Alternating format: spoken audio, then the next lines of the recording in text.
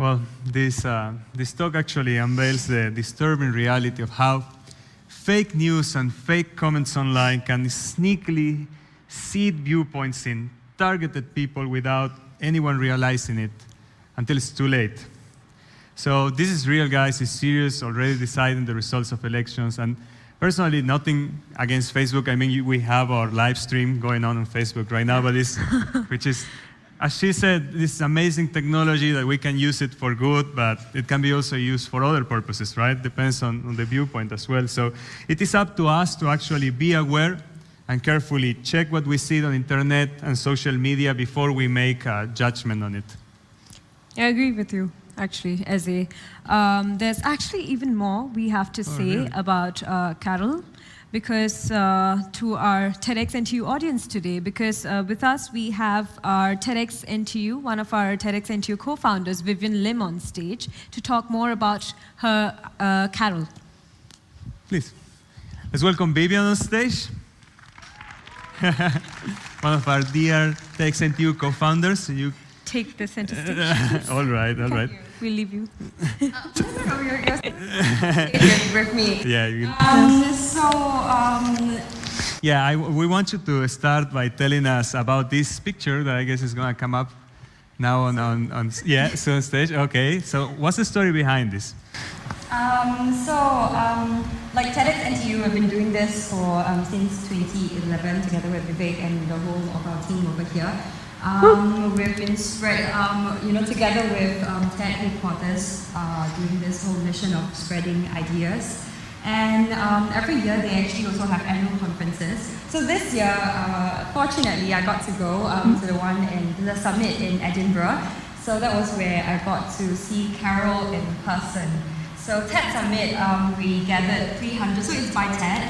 We had 300 organizers, global TEDx organizers who flew up with TED translators, TED speakers. So all of us were there in a 5 intensive day session to really discuss ideas. And of course, Carole was one of the speakers. So for me, it was really surreal because we've been following her talk since April. So the talk that all of you watched just now was in April this year.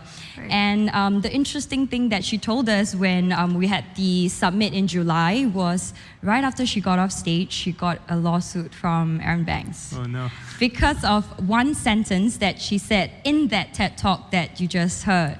So with Facebook as well, apparently. So she's settling a lot of lawsuits currently because of what she dared to say on that stage. What did she say? Did she say it was worth it? You know, probably she knew what was coming in a way. Yes, she knew what was coming. And I think after April, leading to July, if you've been following the news of Cambridge Analytica, she's been getting a lot of hate messages and cyberbullying by all of course, the opposing political view teams. So that's what's been happening, and it's tough for her. So I think, so it was an interview with her on stage, and the curator was asking, like, how can you hold up with all that? And she's like, oh, I'm surprised you actually think I am. So that was what that really happened. And then it was also interesting because during the talk, the interview in July, she shared with us about how the problem is not just about data privacy, it is about power. Because right now, tech companies, they own a lot of our data, and that becomes a problem because they're getting more and more powerful. So although the update was Facebook got slapped with a $5 billion fine, but what we understood in July was also that their shares rose up by 6 billion. So I mean, these are just tools. They're all social media tools for us as a point of connectors, connecting the community. And these are tools that I think at this point of inflection, we need to decide what we do with it. We need to globally be part of this conversation and hey, like, it's not okay, this is okay. And we need to decide because it's a new time and age for us as well. So that was why we wanted to bring this global conversation to our TEDxNTU community here, because it's not just about it happening in Britain. It's not just about Brexit or Trump. It affects us. Maybe it's just that we haven't found out yet in other parts. So like one of the organizers and I, we were having this chat, but in places like Venezuela, it's like Facebook is a great social media tool to connect because they don't have, they have restricted communications outlets within the country. So that in that sense, you know, it's about how can we police that globally and come up with this global standard of like what's okay and what's not okay. So yeah, so that's why I really just hope that this can spark off some conversations. There's no answer, like Carole didn't have any answers for this, but it's more like it's an open page to get more conversations online. So online, ironically, but to really talk about it. So, and then also with that at TEDSummit, they previewed one of the documentaries. It's called The Great Hack. So if anyone, you know, who's interested in this topic, go watch it. It's really mind-blowing because it really shows how it's beyond just Brexit and Trump. Right. Yeah. Okay, is it available on YouTube? It's available on Netflix. Yeah, so, I've seen that on yeah, you've seen that. So watch it. It's really worth. All right, Vivian didn't tell me yet. I'm realizing that. It really opened up my viewpoint of this whole situation. And, you know, although like even if you're not sharing your whole life on social media, but we are still data points. Yes. And that would matter. Yeah, now I remember you did tell me. I'm still to watch it. It's true. So just for you all to know, like Vivian was kind of representing us as the TEDxNTU team and also the Singapore team in the TEDxSummit in Edinburgh. So we're very proud of you. And then just one question, like how was it to be sitting there, you know, and hearing her on stage, her interview as part of the audience? Is it better than watch it on the videos or like?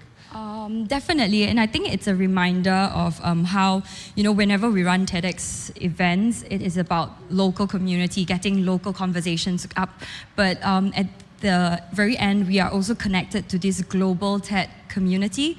And these conversations that we have here would bring with us on all these global conversations as well. So of course, to see her in person is like, you know, the fangirl in me was like, oh my gosh, that's Carole kind of thing.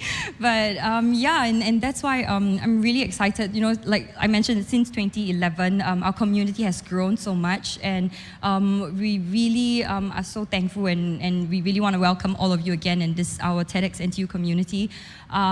Do talk to us, initiate things. If let's say you feel that like we want to do more of these kind of like sessions or we want to know more, just reach out and yeah. And let's do it, yes.